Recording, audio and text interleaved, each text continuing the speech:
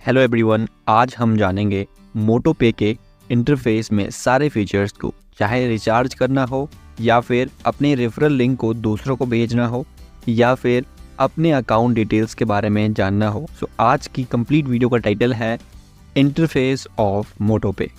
जैसे ही आप मोटोपे को ओपन करते हो, आपके सामने ये वाला इंटरफेस ओपन होता है, जिसमें आपको सबसे ऊपर 3 लाइन्स मोटोपे का लोगो और लॉग आउट का ऑप्शन मिलता है।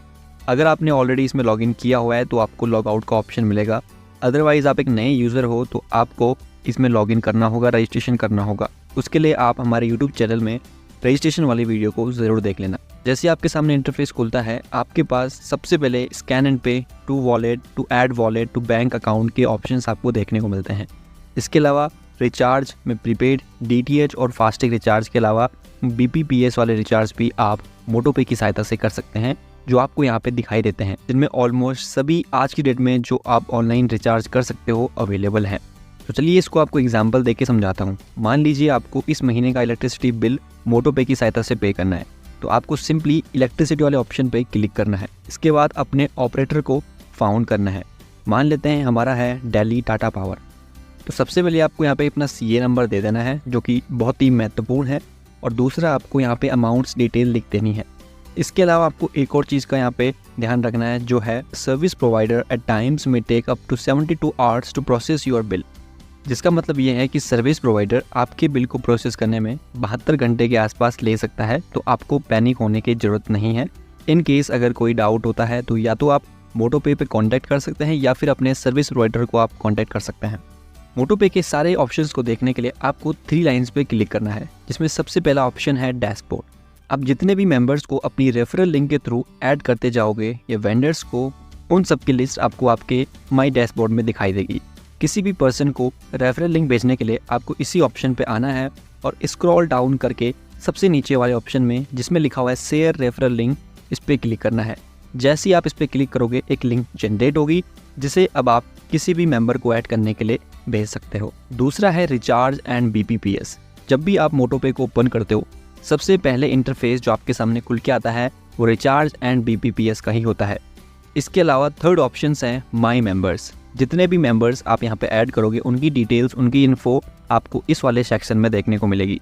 यहीं पे आपको अपलोड KYC का ऑप्शन भी मिलता है। तो जब भी आप KYC करें, इन सभी बातों को ध्यान में ज़रूर रखें और KYC करने के लिए अपने डॉक्यूमेंट्स को ज़रूर वेरीफाई कराएं। फोर्थ ऑप्शन है माई प्रोफाइल। जैसे आप इस पर क्लिक करते हैं, आपके पास सारे ही ऑप्शंस आते हैं आपसे रिलेटेड।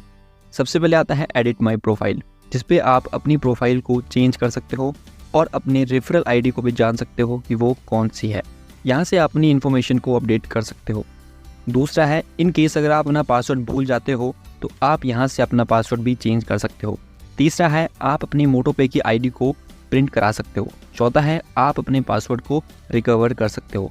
पांचवा है, यहाँ से आप अपने बैंक अकाउंट्स के बारे में जान सकते हो कि आपने कौन से बैंक अकाउंट को मोटोपे के साथ लिंक किया है। इवन आप अपने बैंक को यहाँ से मैनेज भी कर सकते हो। पांचवा है वॉलेट सिस्टम, जिसमें आपको वॉलेट समरी यहाँ पे देखने को मिलती है। इसके अलावा आपको fund request, fund transfer, wallet summary, cash withdrawal और स्कैन QR का ऑप्शन भी यहाँ पे देखने को मिलता है।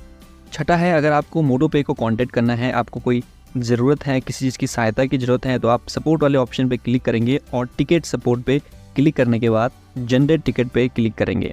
यहाँ से आप जिस भी विषय के बारे में जो भी जानकारी जानना चाहते हैं, जो भी आपका कंसर्न है, उसको यहाँ पे आप लिख करके सबमिट कर देंगे।